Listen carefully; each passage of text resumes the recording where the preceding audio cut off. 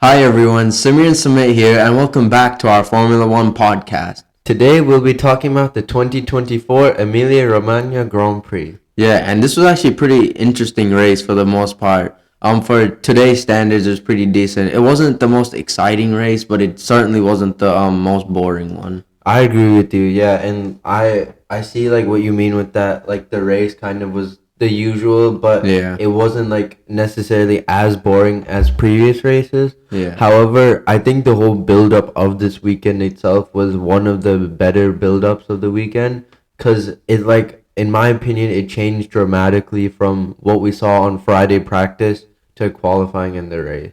Yeah, which was very surprising actually because Imola is one of those tracks where you don't get a lot of track evolution, like in Miami, for example, because Imola is a track that gets used a lot throughout the year, like throughout the calendar year, because there's so many different categories that race here. So that was still surprising to see that much build up throughout the weekend, that much change, despite the fact that there was not a lot of track evolution. Exactly, yeah. And like you were saying too, we also had Formula 3 and Formula 2 here. So a lot of Pirelli rubber being laid down. So that Yeah. helps build up the track over the weekend. Yeah.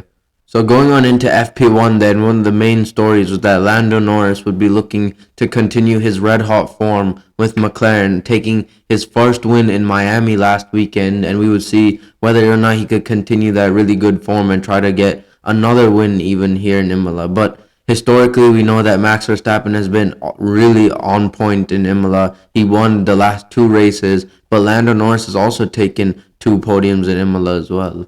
Yeah, exactly. And so it would be really competitive, and we wanted to see who kind of initially had the jump and in FP1. And before we headed into the actual like event itself, there were some changes that we found out before, and we found out that the track had actually changed on the outside, and the runoff had Hmm. been changed. So on the exit of the of Acqua Minerale, the Variante Alta and the two Rivazza corners, the gravel had been moved closer to the track, and so that made it even more difficult for the drivers because Yeah. now you don't have all that runoff area to Yeah. go wide. So you have to actually be more precise, and that may slow down lap times. Yeah, I personally prefer like the old school gravel compared to the nowadays circuits like we see at Paul Ricard or at other tracks like Portimao as well, where there's just a lot of asphalt as your runoff area. But I think when you have gravel there, it kind of in itself enforces track limits. Like if you remember to the Austrian Grand Prix, I think it was like last year or 2 years ago, where penalties were just flying out everywhere. If you just put gravel there, then that itself is like gives you the track limit because, and then you don't need to throw out penalties because people are already like getting penalized by just running wide. Exactly, yeah, I agree with you. And I also personally like the gravel a lot more better. It's just more entertaining obviously to see like if a driver dips a wheel into the gravel Yeah. now, they lose their whole lap and just stuff gets thrown up everywhere. And it also challenges the drivers more because they have to be more precise. So I also like it better than just asphalt runoff.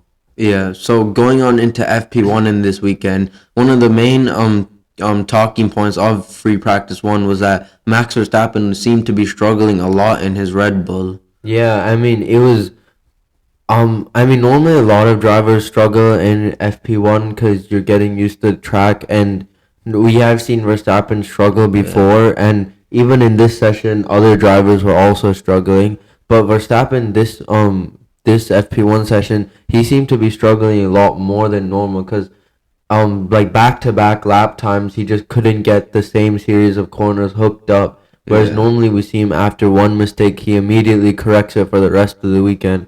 But here right now we saw him making two, even three in a row of Yeah.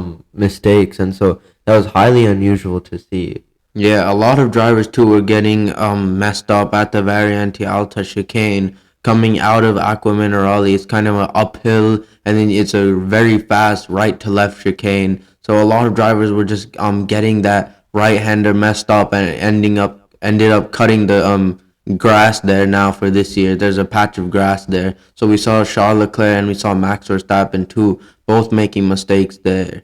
Yeah, exactly.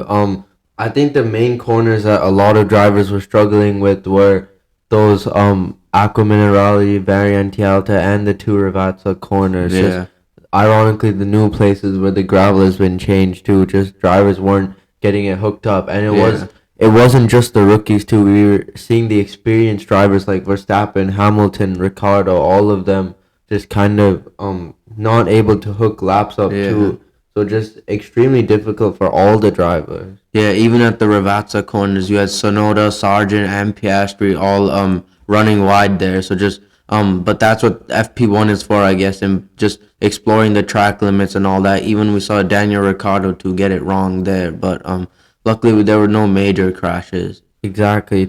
Yeah, and additionally to another issue we saw with this FP1 session was that porpoising seemed to return more than usual. We saw Esteban Yeah. Ocon and one of the kick Saubers, I think it was Joe Guan Yu, who were complaining about like the porpoising, and so it was Hmm. strange to see because Imola's not that much of a bouncy track, but it does reach high speeds, and that is when the ground effect kicks in the most. Yeah. So, and you want to keep your car low to the ground so you have enough downforce to go through the high speed corners like Tamburello and Acqua Minerale. So it would be interesting to see how they set their cars up. Yeah, setup at Imola has always been a pretty tricky thing because you have very fast, high-speed corners like the Tamburello chicane and the Villeneuve chicane, but you have really slow corners like Tosa as well. And but Acqua Minerale is also very fast. Piratella too. So you have this combination of very slow corners, but at the same time high-speed corners. So getting set up is very tricky. Mm-hmm. Yeah, and so it would be really interesting to see how they manage that, like you said, between like high speed and low speed, because that's Yeah. obviously the main issue to get right for the weekend. And finally, rounding out FP1, another tribute I just want to add was obviously at Imola. It's always kind of dark returning here because of the Yeah. Grand Prix in 1994, where Yeah. we tragically lost Roland Ratzenberger and Ayrton Senna.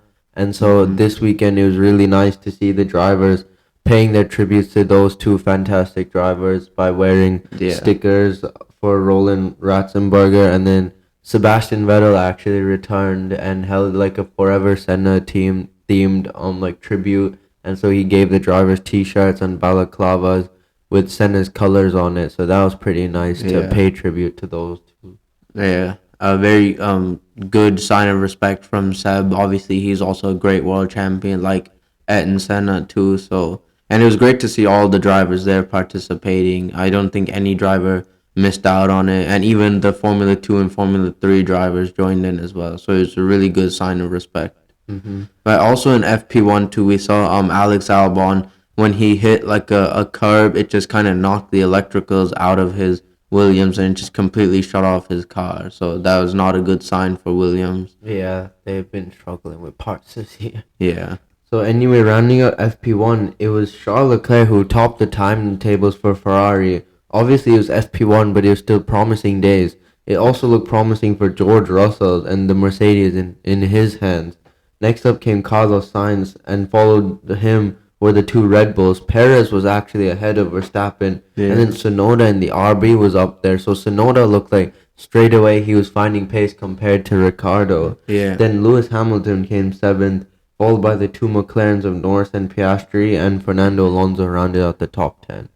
Yeah, so going on into FP2 now, Charles Leclerc, he topped the times in FP2, and Ferrari looked like they had some serious race pace. And once again, we saw Red Bull just were nowhere to be seen when it came to the times. It almost looked like Verstappen was worse this session than he Yeah, was in FP1. yeah, Just consistently, Verstappen was making mistakes and just struggling with the car. And yeah. so it was highly unusual to see from the three-time world champion. Yeah, Leclerc though it wasn't all smooth sailing for him. He ran into some traffic in the form of Sergio Perez at Tosa, and so Perez was he also got pretty upset because Leclerc just lunged it up the inside, and Perez had to kind of avoid it himself. But that was just Leclerc showing how frustrated he was.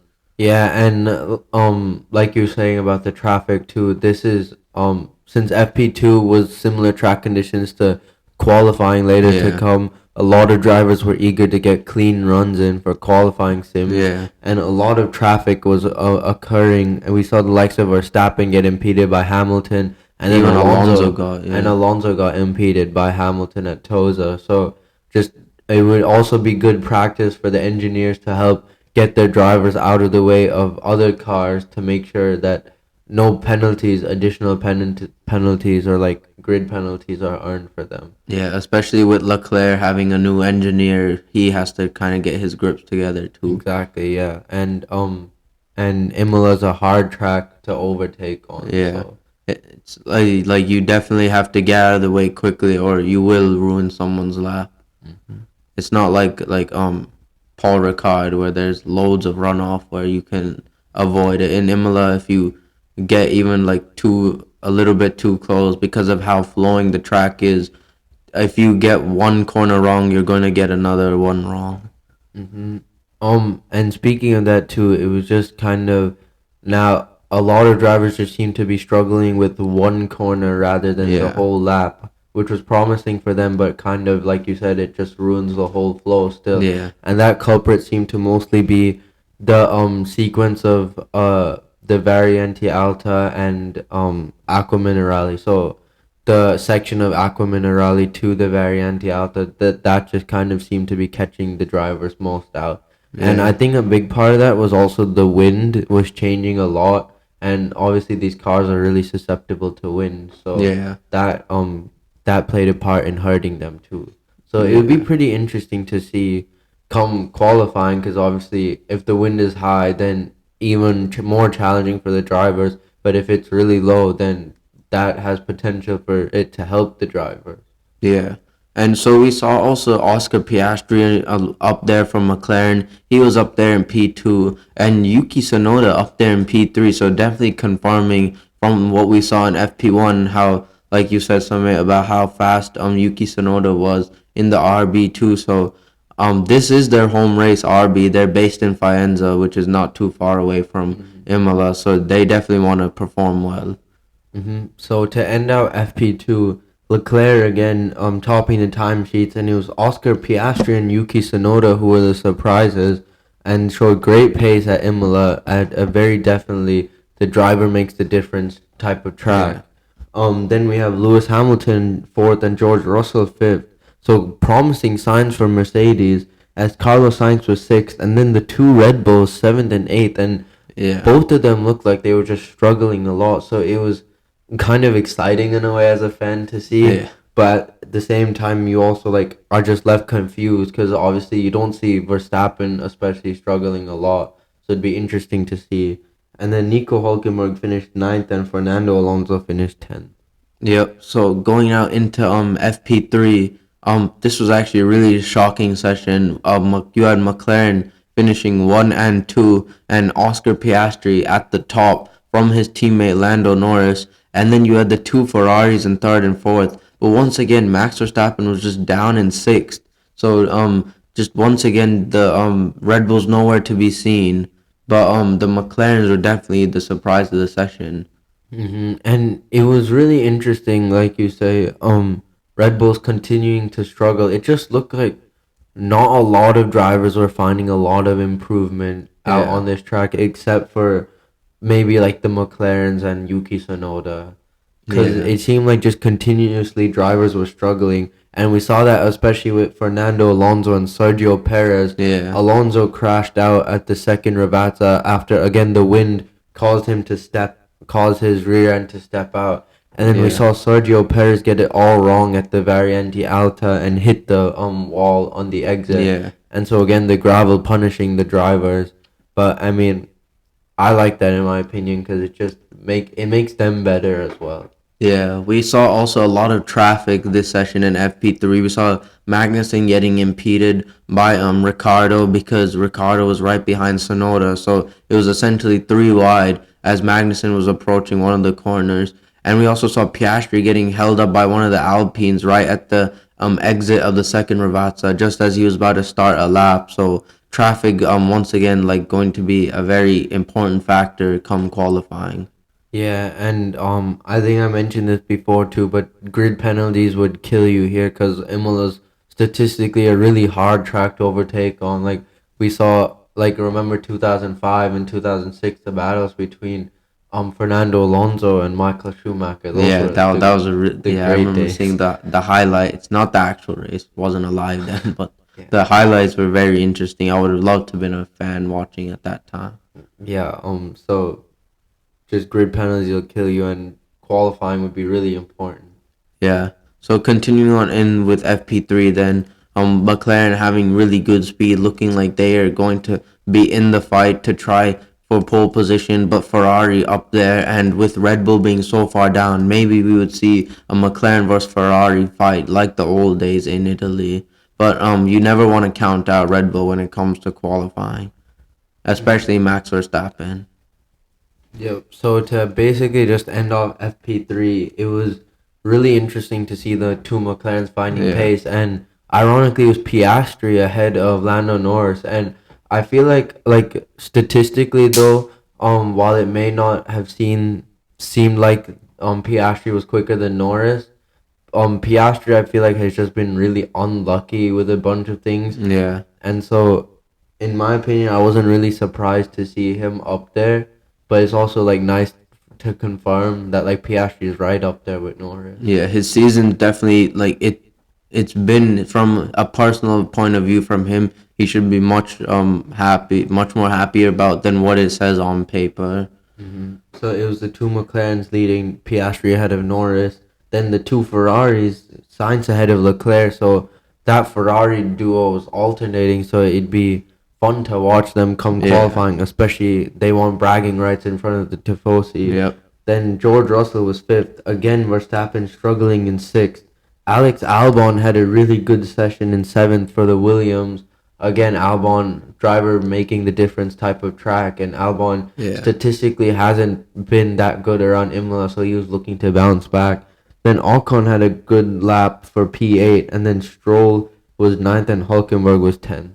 Yeah, so now going into qualifying, then as we saw in Q1, drivers trying to complete their first set of runs, we saw Fernando Alonso get it all wrong at the Tamburello chicane, and he ran wide there. Luckily, he didn't find the barriers though, but he was able to keep it going. But he was in the elimination zone, so he really needed to hook a lap together, and that's not at all what he needed. Exactly, yeah, the wind just catching him out Yeah. again, and so Alonso just been struggling this whole weekend.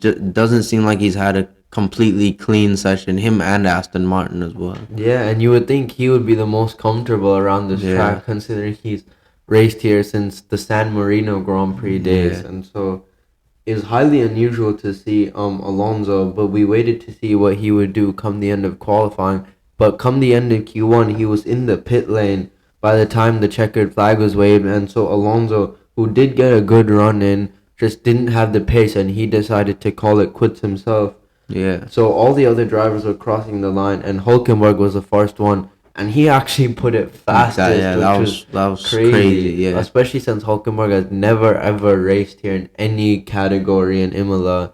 Hulkenberg just finding so much time. Yeah, but once again we saw business as usual at the very end as Max Verstappen went to the top ahead of Nico Hulkenberg, and then Yuki Tsunoda put in a really good lap to go third, and even Ricardo went up to P8. So it definitely like the both RBs were confirming their pace, that they were having a lot of pace, but we also saw Magnussen get impeded heavily by Oscar Piastri, which would come into the question later on at the end. But Magnussen was not happy about it at all because he did get eliminated along with Fernando Alonso, Valtteri Bottas, Zhou Guanyu, and Logan Sargent, whose lap time got deleted. Shame for Sargent, Yeah, really. I mean, he's struggling for his future in F1, and yeah. this just unfortunately really sucks for him. Yeah, I mean, he was gonna get out anyway. The lap time he got dropped out into 16th, but then just to get your lap time deleted, it's not the first time in his career where his lap time. Well, he's had to start a race with zero lap time. Yeah. So anyway, going into Q2 now, and it was more or less the same. Of now, Leclerc was leading the timesheets, and McLaren was right up there, and Verstappen just consistently P3. We saw Yuki Tsunoda put in a great lap for P2, just 300ths off Charles Leclerc. So that was Sonoda Yeah. again, really good lap time from him. We Yeah. saw Ricardo then cross the line for his final attempt and he went into the top 10, but he only went up to P9. So eyes were on Sainz and Perez to improve. Sainz improved to P6, so Ricardo became the driver at risk. And Yeah. Perez looked like he was like finding time, but only marginally. And Yeah. considering he was His being first sector was compared, pretty bad. Yeah. yeah, considering he was being compared to an RB, you would have expected him to go really much quicker as Verstappen then went up to the top of the tables and beat Leclerc's time by a tenth. Perez crossed the line and he couldn't beat Ricardo's time by 15 thousandths. And Perez got knocked out in Q2, which was Yeah. extremely surprising. Yeah, and that's like this is like if you watched our last episode, you would hear us talking about how important driver lineups are and how important it's going to be for both drivers to be scoring points. And with Ferrari and McLaren taking big points out every weekend, that's not what Red Bull need for Perez to be so far down the grid. It's just confirming his inconsistency this year. Yeah. So hopefully he would make up for it in the race, but he's been highly inconsistent this year.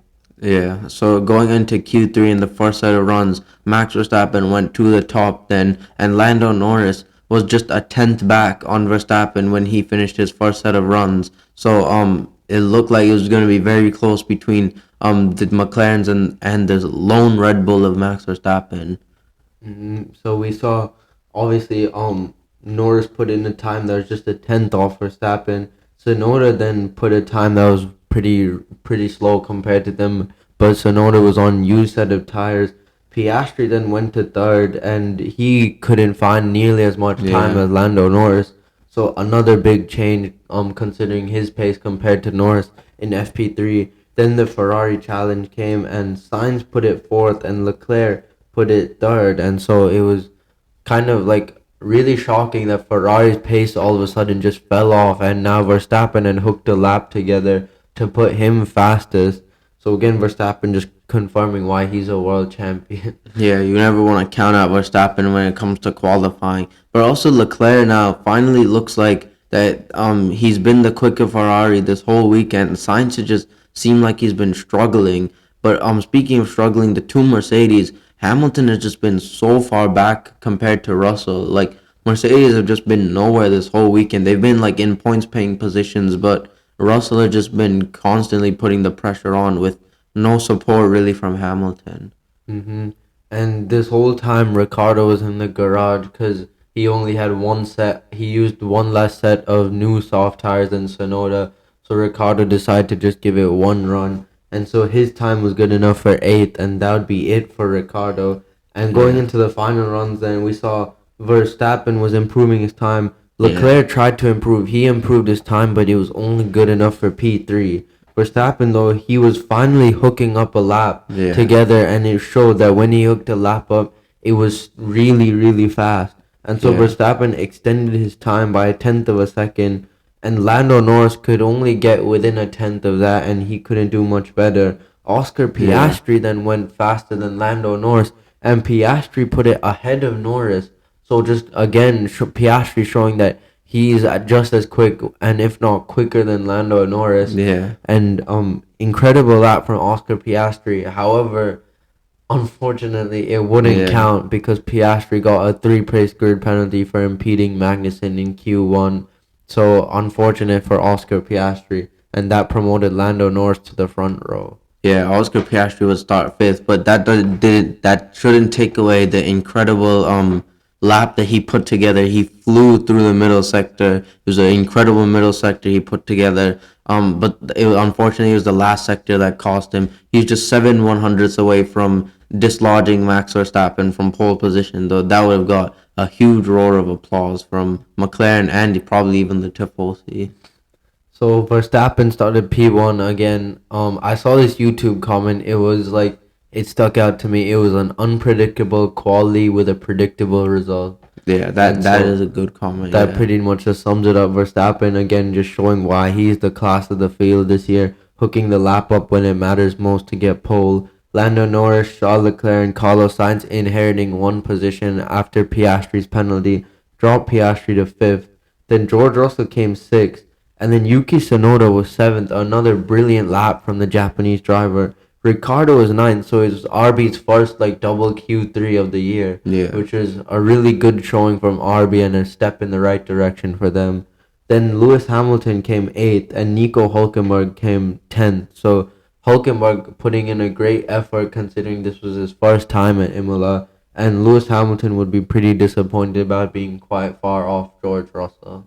Yeah. So now, as we go to the main Grand Prix, there were multiple headlines. Would Verstappen win again? Could Norris get his second win and back to back, become the first driver to win back to back after your debut since Leclerc did it in 2019? Or could Ferrari mount a challenge? We knew they had some pretty decent race pace from practice, so could they take a very shocking home win for them? We would have to find out. But as the lights went out, it was a good start from Norris initially, and it looked like that he would be wheel to wheel with Verstappen down to Tamburello. But at the second phase, Verstappen just had that edge over Norris, and towards Tamburello, Verstappen had the inside line, and we saw Leclerc try to challenge Norris, but then he had to back out eventually. So it was Verstappen, Norris, Leclerc, Sainz, Piastri, and then the two Mercedes were fighting with each other. But it was all clean so far through Tamburello. And further back, we saw that both RBs have a pretty disastrous start as we saw Yeah. Sonoda get past I think Sonoda got passed by the Haas of Nico Hulkenberg, and then Perez overtook Ricardo and was quickly on the back of Yuki Sonoda. So Yeah. RB's not getting away well. And further back, we saw Logan Sargent, who was actually at the lone driver on the back grid because Alonso started Yeah. because he Alonso went into the pit lane because Aston Martin just wanted to have eventually a testing run because Alonso would have a hard time getting up through the points, so he was just gathering data at that point. Yeah, we also saw Ocon and Stroll come together on the just a little bit of contact at Toza, but for the most part it was all okay. But we saw at come lap 9, Alex Albon had an issue with his Williams, and he made a very early pit stop, and he pitted for the hard compounded tires, but one of the wheels wasn't on properly, so he was just limping around the track, and like we said a few minutes ago, when it comes to Imola, you want to be really careful with where you are because you don't want to impede anyone because you could cause a massive crash. So it was some really good driving from Albon, who was able to avoid the leaders coming up behind him, and he did a really good job of obeying blue flags whilst not like ruining his race completely. But I mean, to be fair, it was pretty ruined already. But it was a valiant effort from Yeah. Albon to get it back to the pit lane, which was Yeah. also nice to see. He didn't just give up and park it somewhere. Yeah. So it was nice, and I don't think we've seen like a this type of pit stop error in a while before, where the wheel hasn't been fully attached. So it was kind of unusual to see because it hasn't happened in a while. But Yeah. going on to lap 13 then, and people within that lap time of lap 9 to lap 13 were making their pit stops. We saw Sonoda come in after Ricardo, and Sonoda emerged about 3 seconds ahead of Ricardo. And when Hulkenberg pitted the next lap, Sonoda actually got the undercut Yeah. done. And so the undercut normally isn't powerful around here, but Sonoda had really good timing and really strong pace, so he was able to get ahead of the Haas. So Sonoda just again asserting himself at this Imola track. Yeah, on lap 17, we saw Sergio Perez run wide at one of the Ravazza corners, the first one, and he ran wide into the gravel. Sergio Perez's strategy was pretty interesting for this race. He was obviously not where Red Bull should be starting, so they decided to start him with the hard compounded tires, and his strategy was basically just to run long and make a late pit stop at the end onto either softs or mediums and just attack at the very end of the Grand Prix. But because Sergio Perez is naturally really good at managing his tires, so he could definitely extend those hard tires if he wanted to. But And that mistake would definitely not what he needed. yeah, and I don't know if it was because of him saving tires or just lack of pace, but he wasn't in that initial stint just Yeah. able to overtake the likes of Ricardo, Hulkenberg, or Sonoda.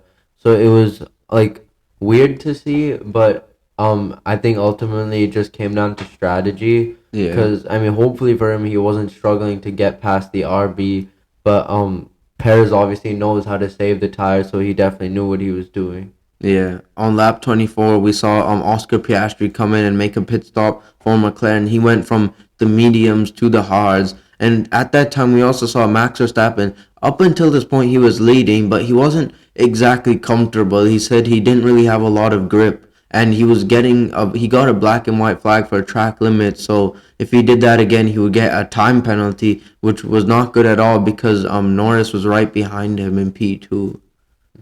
So come to lap 25, then the very next lap, and we finally saw some overtaking on the track. We saw Sonoda pull off a brilliant move into Tamburello around Yeah, the outside of Logan Sargent, and that compromised Sargent into the Villeneuve chicane. And yeah. so Hulkenberg was able to go around the outside of Sargent.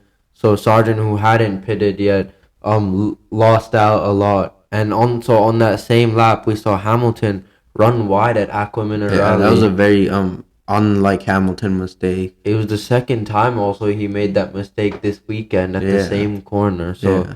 really unusual, like you said. Yeah, on lap 28 too, we saw Carlos Sainz pit from the lead as Verstappen had also made his pit stop onto the hard compounded tires, and Sainz came out behind his teammate, behind Norris, and right behind Sergio Perez as well, just ahead of Lewis Hamilton. So Sainz now had to give it everything to try to overtake Perez.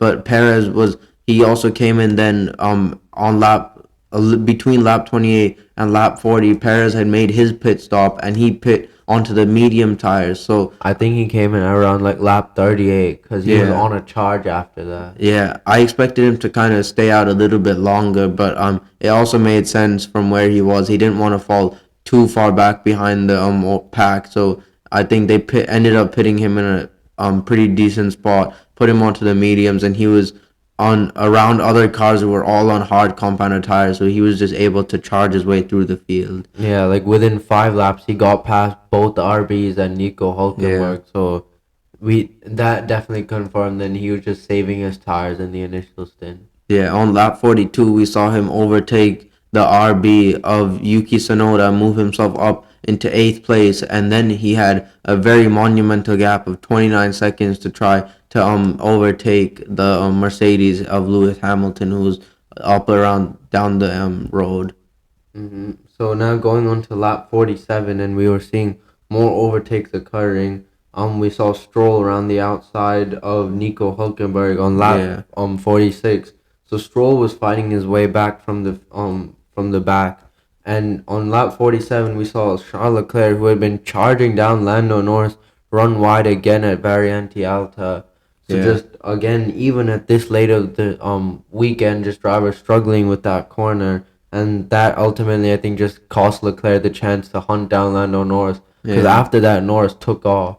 Yeah, we kind of saw towards the end that on lap 51 we saw Verstappen kind of struggling, telling his team that his tires didn't work, and it was that moment where Norris just started to absolutely put his foot to the floor and started putting in the lap times, and he was gaining on Verstappen really quickly. It was about like a second per lap that he was taking out to Verstappen's lead, and so it really looked like that Norris could challenge for the win. Yeah, and so Norris was pushing for like 5 laps, and he brought the gap down ultimately, Yeah, like from like 3 seconds to a second and a half, and then he kind of died back. And we thought that maybe his tires had just fallen off, and he had pushed too hard initially, because that gap then yeah. leveled off at like around 1.5 seconds, and then towards the final like 2 3 laps, Norris started finding more pace again, and he brought that gap down to like half a Yeah. second. Yeah, I mean, he was like, if you watched his onboards during the race, he was like,